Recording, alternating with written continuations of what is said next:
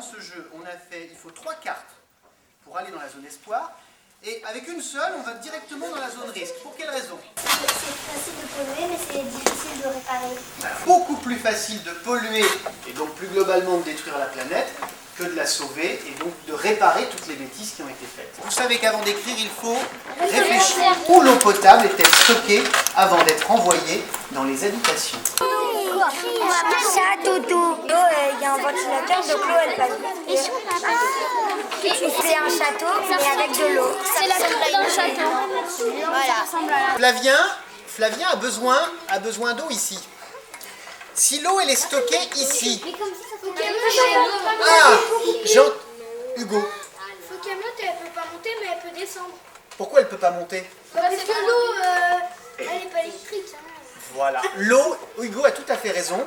L'eau ne peut pas monter toute seule. Pour monter, il va lui falloir un moteur, il va falloir une pompe, un aspirateur, ce que vous voulez, pour qu'elle monte. Alors que si elle est ici, l'eau, elle va descendre sans aucun problème.